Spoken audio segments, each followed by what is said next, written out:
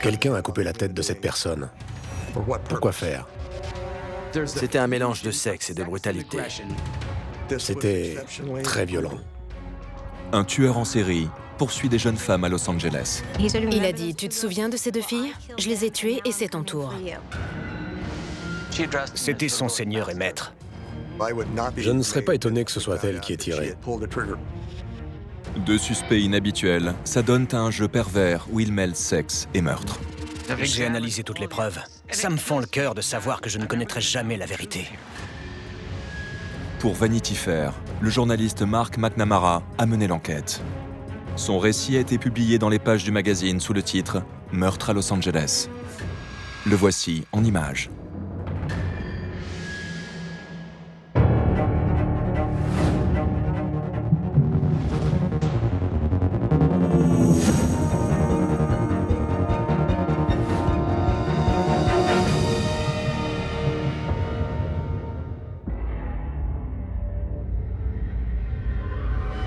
The murder of people in series or serial murders has police departments across this country worried. A Justice Department investigator calls it terrifying, an epidemic. Pendant le printemps et l'été 1980, plusieurs tueurs en série ont sévi à Los Angeles. There have been 13 young women killed. Motiveless, random killings. Randy Kraft agissait dans le sud de Los Angeles et l'étrangleur d'Hillside un peu plus au nord. Police say they don't know whether they're looking for one killer or many killers. Los Angeles était considéré comme la capitale du crime à travers les États-Unis. Près de 1200 meurtres ont été commis dans la ville à cette époque. On travaillait très dur, ça ne rigolait pas.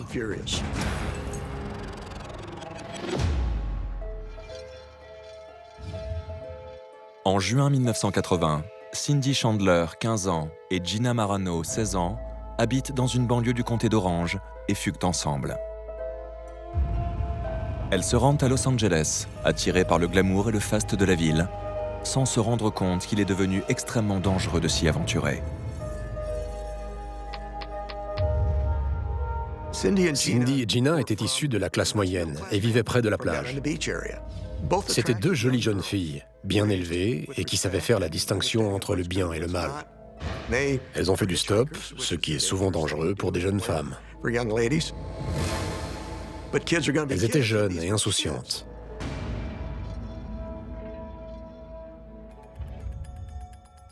Les jeunes filles entendent parler d'une fête organisée sur les collines de Hollywood. Elles sont plus jeunes que la moyenne et se démarquent dans la foule. Mindy Cohen, qui participe aussi à la fête, s'approche d'elle. C'était une jeune femme issue d'une famille fortunée. Elle s'est liée d'amitié avec Cindy et Gina et elle leur a donné son numéro de téléphone. Elle leur a dit qu'elles ne devaient pas hésiter à l'appeler si elles avaient besoin de quoi que ce soit. Le 8 juin, Gina parle avec son père, Angelo Marano. Gina lui dit qu'elles sont hébergées par un producteur de films sur les hauteurs d'Hollywood. Les jeunes femmes se sentent extrêmement chanceuses. La vie commençait à peine pour ces jeunes filles. 4 jours plus tard, LAPD were called to the scene in Burbank today after the bodies of 2 teenage girls were found shot dead. Les victimes étaient deux jeunes femmes plutôt jeunes. Elles ont été retrouvées sur un terrain en pente, le long de la bretelle d'accès de la voie rapide de Ventura. les jeunes femmes sont nues, sans papier d'identité.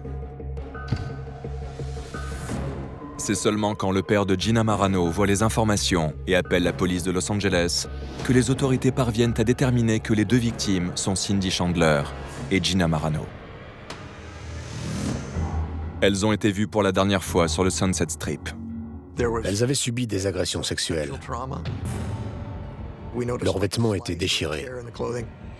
On pense qu'ils ont été retirés après leur mort.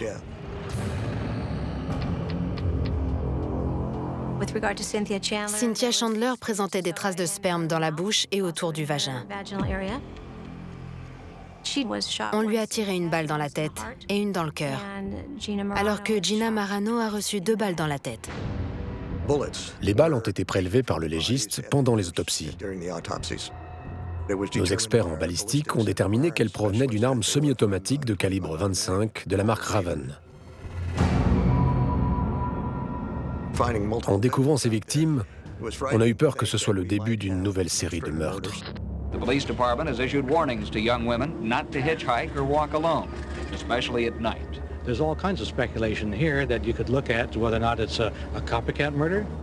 Si vous m'aviez demandé mon avis, je vous aurais répondu que c'était sûrement l'œuvre de l'étrangleur d'Hillside.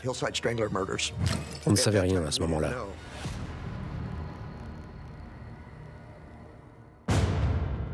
Deux jours plus tard, la police reçoit un appel des plus étranges.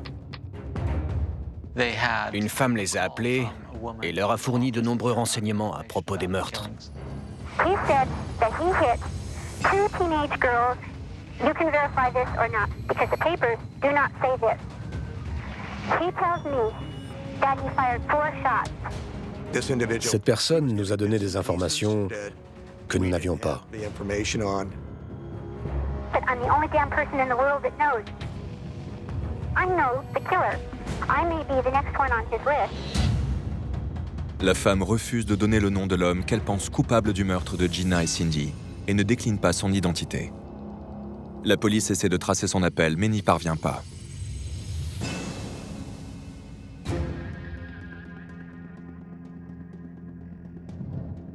Alors que l'enquête sur les meurtres de Los Angeles continue, d'autres victimes viennent se rajouter à la liste. Un meurtre a été commis dans le parking sombre d'un commerce fermé. La victime était dénudée et avait les jambes écartées. Mon partenaire m'a appelé pour me dire qu'ils avaient trouvé un corps dénudé et que beaucoup de sang coulait sur le trottoir. Le corps d'une autre jeune femme est retrouvé derrière un restaurant de Ventura Boulevard. Elle avait été décapitée et sa tête avait disparu, tout comme ses vêtements. À part le corps, il n'y avait aucun autre indice. J'ai pensé, oh non, qu'est-ce que c'est que ça? Quelqu'un a coupé la tête de cette personne, de cette jeune femme, pourquoi faire? Il était clair qu'elle avait été violée. Here in Studio City, the headless girl found murdered on Monday was Exie Wilson from Little Rock. Exie avait 24 ans. Elle venait du Sud et elle avait réalisé son rêve en s'installant en Californie pour essayer de vivre une vie meilleure. Un de nos amis qui vivait à Little Rock a réussi à trouver l'adresse de la mère d'Exie. Elle vivait dans un mobil-home. C'était vraiment très triste.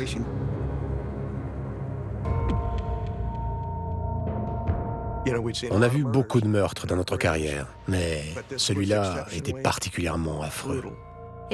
Il a fallu plus de 20 incisions pour séparer sa tête de son corps. 5 jours plus tard, une nouvelle découverte macabre est faite près du Sunset Strip. Un homme venait de se garer dans le parking situé juste derrière chez lui. Il a remarqué qu'une grosse boîte en bois avait été renversée et abandonnée là. Il a vu quelque chose à l'intérieur. Dans la boîte, il y avait un t-shirt qui portait l'inscription « Fille à papa ». Il a soulevé le vêtement et il a découvert la tête d'Exie. Elle était cachée sous le tissu. Her head was found in the 12400 block of Ventura in an alley in this box. On lui avait tiré dans la tête, comme les 2 autres victimes. La balle a été analysée et on a découvert qu'elle provenait d'un Raven semi-automatique de calibre 25. La même arme que celle utilisée pour tuer Cindy Chandler et Gina Marano. Les enquêteurs sont convaincus que les meurtres sont liés et qu'ils sont l'œuvre d'un tueur qui poursuit des jeunes femmes sur le Sunset Strip.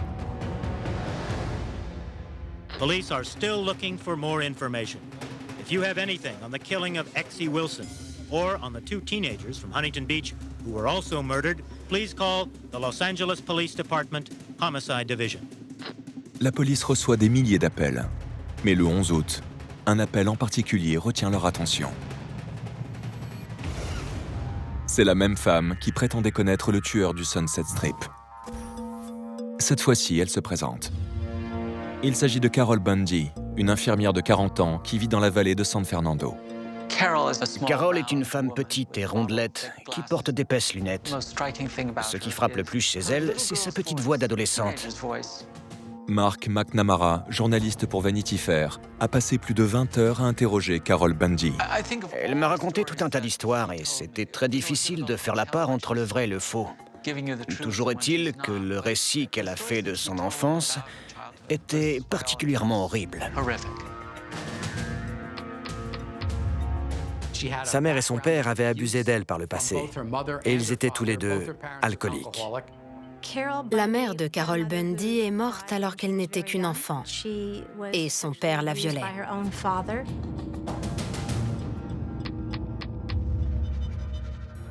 Elle a eu des relations sexuelles avec son père jusqu'à ce qu'elle rencontre, puis épouse, son premier mari. Ce mariage n'a duré que très peu de temps. Ils avaient des problèmes sexuels. Son mari voulait inviter quelques amis pour qu'il puisse aussi profiter de sa femme. Certains auraient pu le faire gratuitement et d'autres en payant. 9 ans après son divorce, Carol rencontre Grant Bundy. Ils se marient en 1969. Leur relation est tout aussi déséquilibrée et abusive que la précédente. Ce deuxième mariage a duré quelques années, mais ils ont fini par se séparer et divorcer. At the time that I left my husband, I had no idea where I was going. I just had to get away.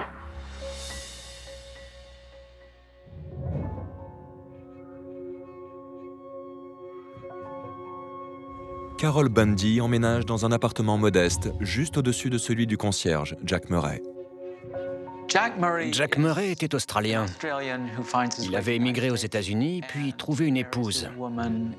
Ils géraient ensemble un petit immeuble d'habitation. Jack avait eu du succès comme chanteur de country au Little Nashville, un bar du quartier de Van Nuys, au nord d'Hollywood. C'était un vrai don Juan, et ils sont devenus amants. Tous les habitants de l'immeuble ont vite compris ce qui se passait. Elle en parlait ouvertement aux grandes dames de la femme de Jack. I'm very docile and submissive, and I think that he liked that. Elle rêvait que quelqu'un prenne soin d'elle. La seule façon pour elle d'attirer l'attention d'un homme, c'était de coucher avec lui. The worst thing that he did was he emotionally injured me. I was willing to overlook the abuse. I loved the man. Jack était plutôt brutal et se fichait de ce dont elle avait envie. Elle le considérait comme son seigneur et maître. Jack was aware that he could hurt people, and he didn't give a damn. Well, in fact, Jack did what he wanted to do, right? Yes, he did. He always did. Alors que Carol Bundy décrit sa relation avec Jack Murray, Mark McNamara commence à se dire qu'il pourrait très bien être le tueur du Sunset Strip. Une série de meurtres atroces terrorise Los Angeles. Les journalistes chargés de l'affaire sont sous le choc. C'est le problème quand on travaille sur des histoires aussi dures. Ça laisse des traces. Il y a plus de 20 ans, Mark McNamara, un journaliste qui travaille pour Vanity Fair, a passé plus de 2 ans à mener l'enquête sur le tueur du Sunset Strip. Cette histoire continue de le hanter. Au cours de mes discussions avec Carol Bundy, elle m'a répété à plusieurs reprises que c'était un mystère que je ne résoudrais jamais.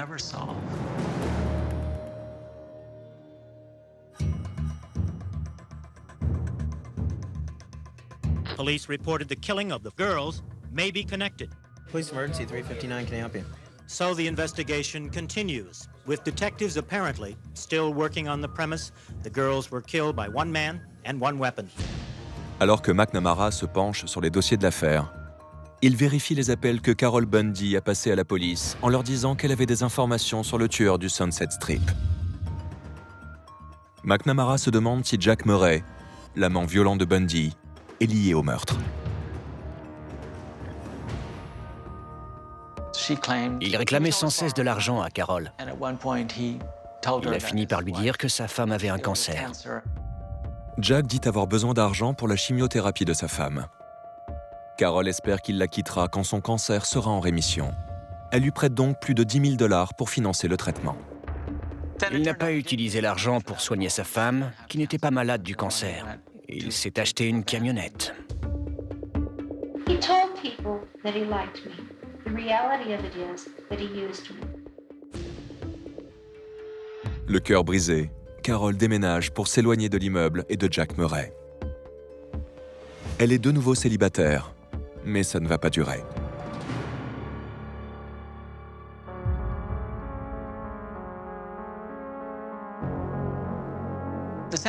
La vallée de San Fernando regroupait des petits quartiers très populaires. Une grande partie de ses habitants se retrouvaient le soir en boîte de nuit. Ces endroits étaient vraiment très sombres. Carol Bundy se rend dans l'un de ses clubs, Little Nashville, pour s'amuser un peu. Dès son arrivée, elle remarque un homme accoudé au bar qui la dévisage.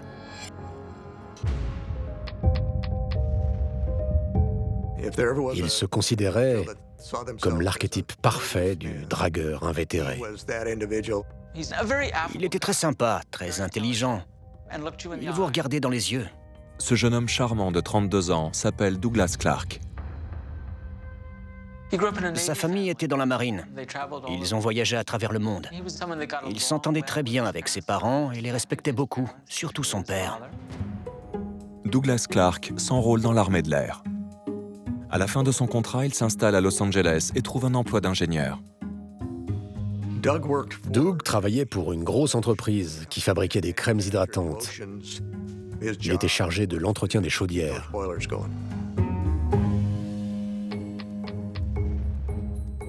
Il n'avait pas d'appartement. Dès qu'il rencontrait une jeune femme, il s'installait chez elle. Doug Clark n'avait aucun ami masculin. Aucun. Il rencontre Carol, qui vit dans une maison et gagne sa vie. Pour lui, c'était l'opportunité rêvée. Ils se sont installés ensemble, mais leurs relations sexuelles se sont vite étiolées. Ils n'ont pas dû coucher ensemble plus de 4 fois. In reality, he really didn't have any sexual interest in me. His interest in me was in my mind. These are where the fantasy started. La seule chose qui l'enthousiasmait vraiment, c'était le sexe, sous toutes ses formes. Involved capturing young women and subduing them, using them sexually. Ils en discutaient et se disaient que s'ils cherchaient près des quartiers d'Hollywood ou de Van Nuys, ils arriveraient sûrement à attirer des jeunes filles dans leur voiture. Selon Carol, ce rêve finit un jour par devenir réalité. Elle m'a raconté une histoire. Doug Clark était sur le siège passager. Ils se sont arrêtés au niveau d'une prostituée. Carol lui a demandé d'être le cadeau d'anniversaire de son petit ami. Alors la fille est montée dans la voiture.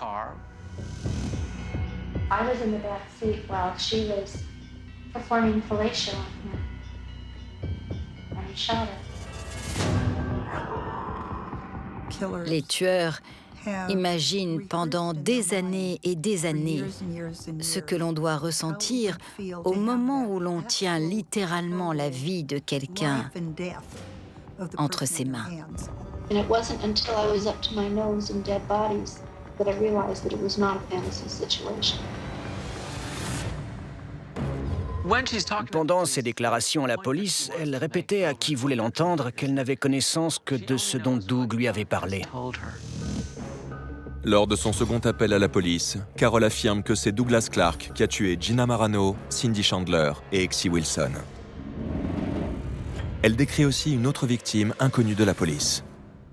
The last hit I have no real details of, except that he said that she's up by a water tower or 2 water towers. You know what her name is? Just water tower. 3 semaines plus tard, la police retrouve un cadavre qui correspond à la description de Carol.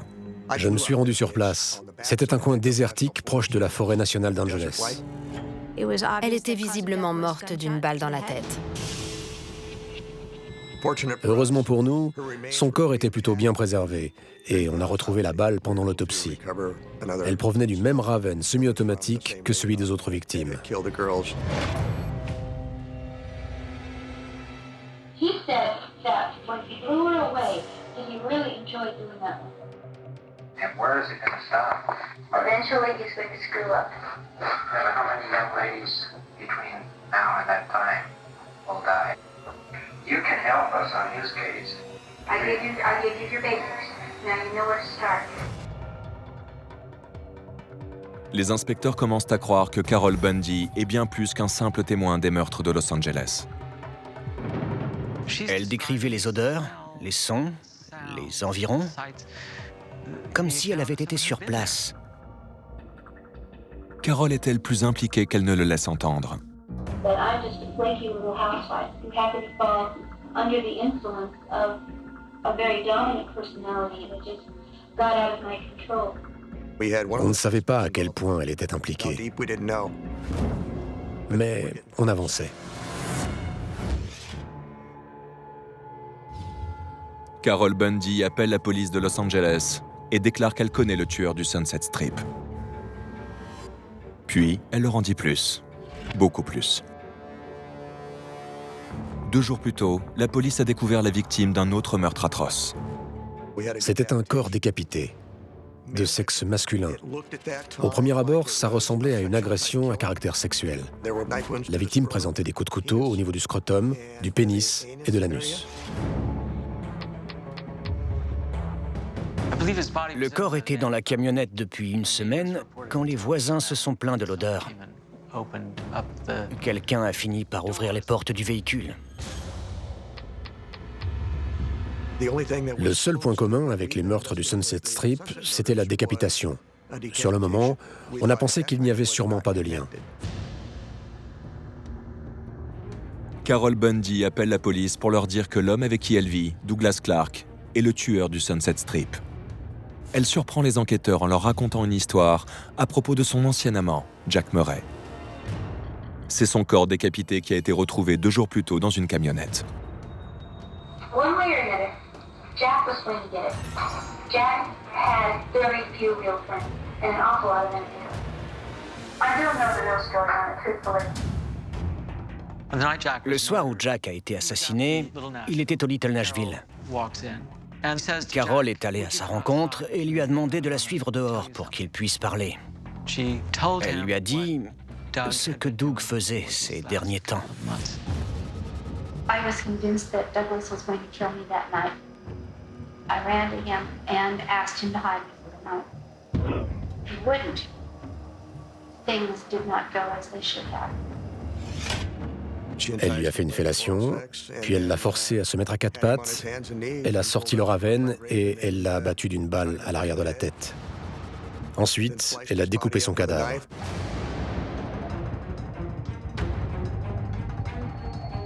Carol est rentrée chez elle et a dit à Doug Clark qu'elle avait fait une bêtise. Carol lui a demandé de venir l'aider.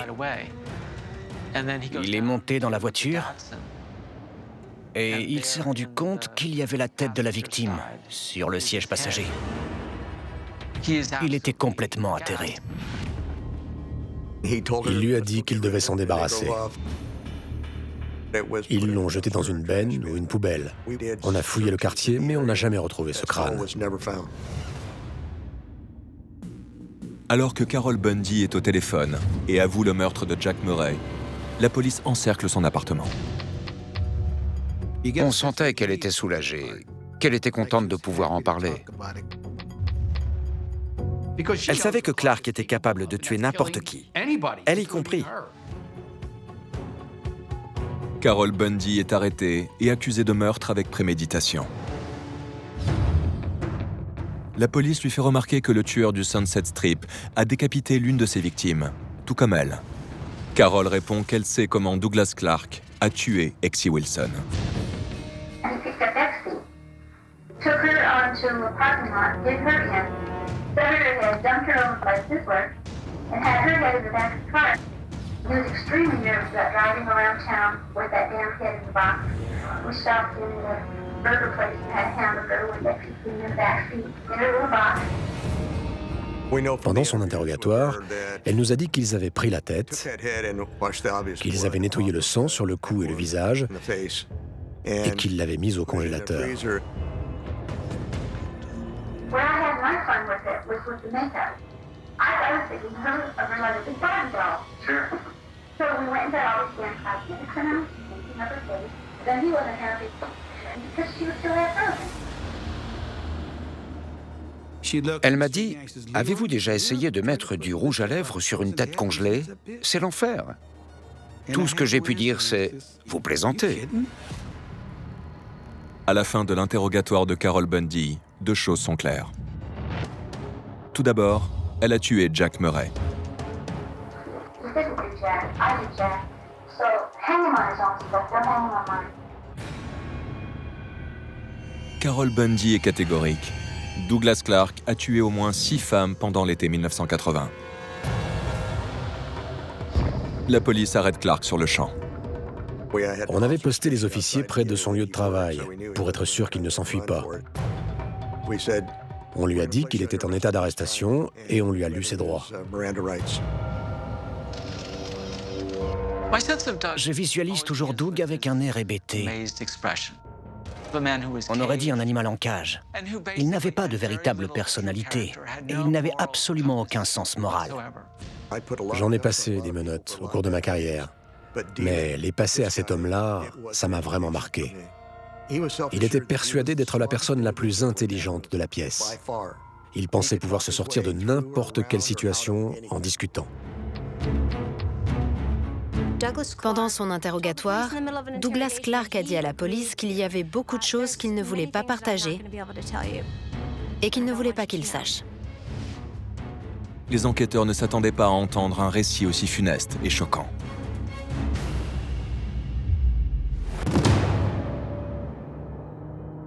La police de Los Angeles a placé Douglas Clark sous arrestation. Il est accusé de plusieurs meurtres atroces. Je n'ai jamais vu personne d'autre résister aussi bien que lui à la pression. Jamais. Sa petite amie, Carol Bundy, a appris aux enquêteurs que Clark est le tueur du Sunset Strip. Clark affirme ne rien savoir à propos des meurtres. Il jouait le rôle de la victime innocente. Tandis que la police interroge Clark, les enquêteurs fouillent l'appartement que Clark partage avec Carol Bundy. On a retrouvé beaucoup d'éléments pornographiques, beaucoup de magazines. Je suis très vite tombé sur un album photo. Il s'est avéré qu'il contenait une pièce à conviction très importante. Ce qui a causé la perte de Doug, c'est sa suffisance. Il n'était pas au courant de ce qu'on savait. Il était d'une arrogance sans nom. Clark garde son sang-froid, jusqu'à ce qu'on lui montre l'album photo que les enquêteurs ont trouvé dans son appartement. Il y avait plus de 50 photos de lui et d'une jeune fille de 11 ans, Shannon, en train d'avoir des rapports sexuels ou bien de les mimer. Les vêtements de la jeune fille auraient très bien pu être utilisés dans un film pornographique. Shannon était souvent confiée aux bons soins de Carol Bundy et Douglas Clark. Douglas Clark avait honte de cette relation. Il refusait d'en parler. Ce sujet était tabou. Il se fermait dès qu'on en parlait. C'était la seule chose qui semblait le toucher. Carol m'a dit qu'elle avait le même âge quand son père a commencé à la violer. C'est elle qui a fait entrer la fillette dans l'univers sexuel qu'elle avait créé avec Doug. Doug a déclaré « On me l'a proposé, je n'ai pas refusé. » Shannon was just neglected. Douglas came along and gave her a lot of attention. Ils ont fini par emmener Shannon avec eux pendant leur virée à Hollywood. Douglas Clark acceptait que Shannon reste dans la voiture et regarde les prostituées lui faire des fellations. On l'a accusé de viol sur mineur pour gagner du temps et enquêter sur les meurtres. Il fallait qu'on prouve sa culpabilité. Après avoir fouillé l'appartement, les inspecteurs s'intéressent à un local de stockage loué par Clark. On a trouvé le garage. On a tout de suite remarqué de longues traînées sur le sol. On a eu la confirmation que c'était du sang. C'est quelque chose qui ne s'oublie pas. Le sang appartenait à Gina Marano. Quand les échantillons correspondent en tout point aux résus et aux enzymes de ceux de la victime, il n'y a pas de doute possible. Alors que les recherches continuent dans le local, l'inspecteur Leroy Orozco retourne au commissariat où Clark est détenu, avec une pièce à conviction d'une importance cruciale.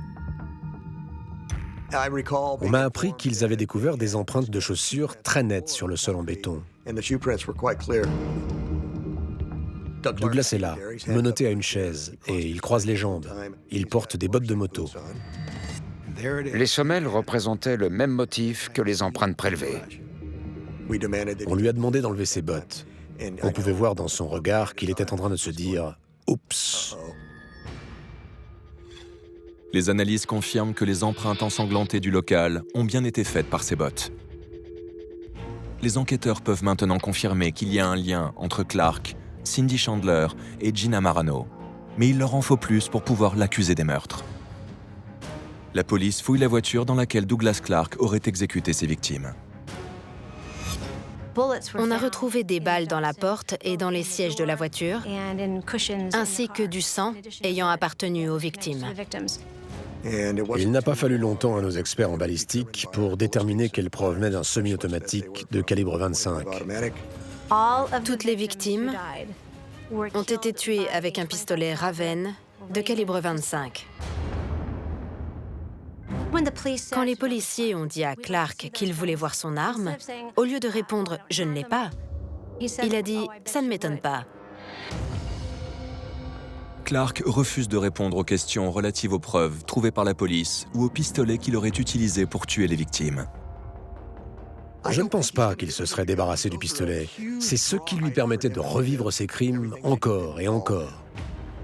Les enquêteurs passent l'appartement de Clark et son local au peigne fin, sans succès. Ils se rendent sur son lieu de travail, dans la chaufferie de l'usine d'Andrew Jergens à Burbank. On a parlé à la direction de l'usine où ils travaillaient. Ils ont proposé que leurs employés nous aident à fouiller la zone. Un des employés a glissé sur une marche et 2 briques se sont déplacées. Le mortier avait été enlevé. On a retrouvé dans ce trou une pochette colorée qui contenait 2 pistolets Raven.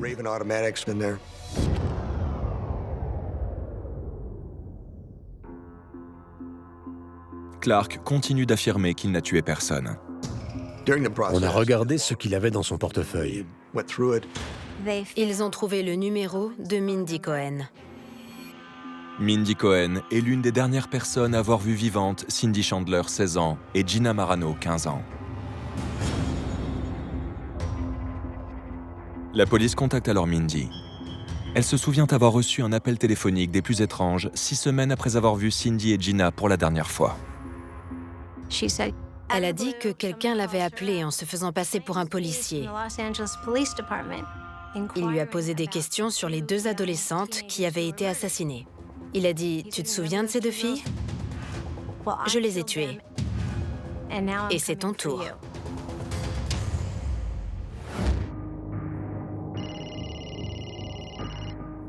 Mindy Cohen n'oubliera jamais l'appel qu'elle a reçu au cours de l'été 1980. Un homme qu'elle ne connaissait pas était au bout du fil. Il a dit « Tu te souviens de ces 2 filles ? Je les ai tuées et c'est ton tour. » Quelques semaines plus tard, la police est allée faire écouter un enregistrement vocal à Mindy Cohen. La police avait enregistré la voix de Douglas Clark pendant son interrogatoire. Ils en ont passé un court extrait à Mindy et elle a tout de suite reconnu sa voix. Les relevés téléphoniques confirment qu'un appel a été passé de l'appartement de Douglas Clark et Carol Bundy. Clark est accusé du meurtre de 6 personnes: Cindy Chandler, Gina Marano, Exie Wilson et 3 autres victimes: Marnette Comer, Karen Jones et une femme connue seulement sous le nom de Jane Doe 18.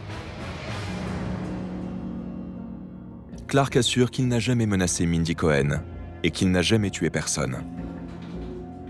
Some of the gory details of the killings in this case will be disclosed on the record during the next week or so.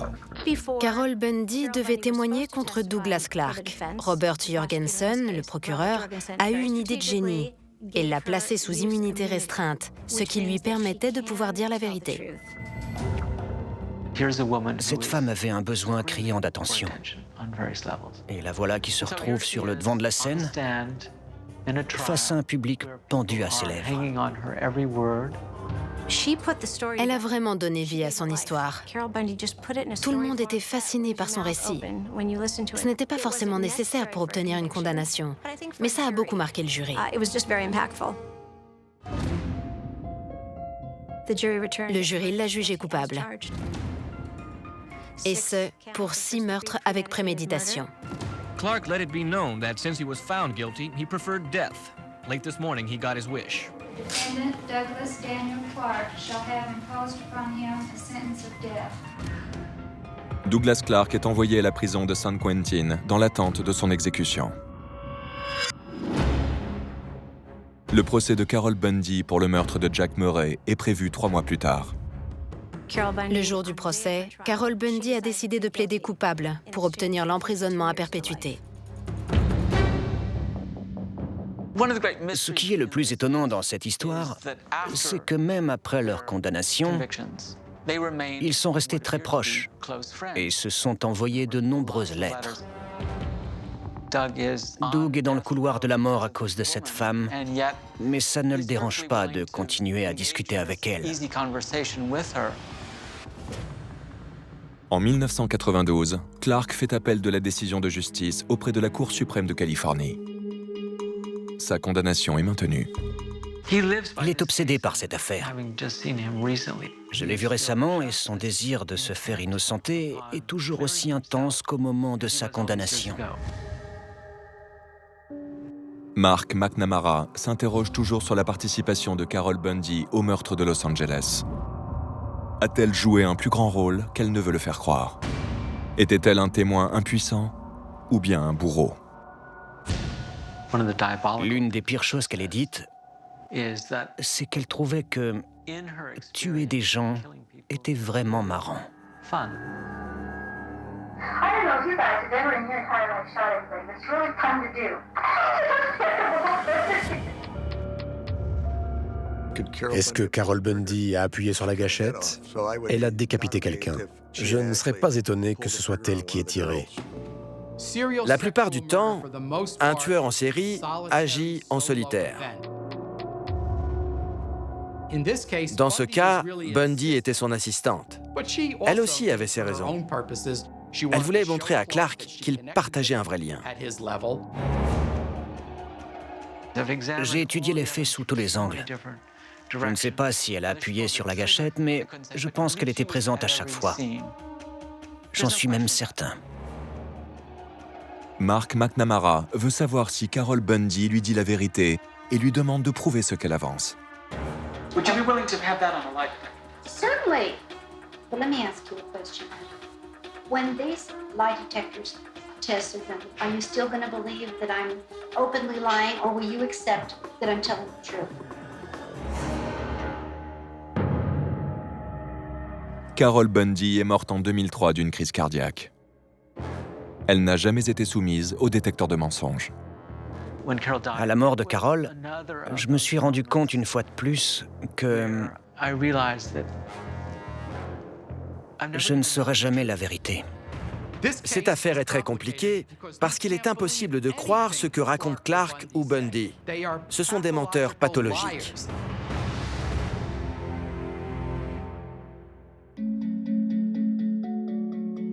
J'ai du mal à comprendre qu'il clame toujours son innocence. Je suis sûr qu'il a laissé d'autres victimes derrière lui.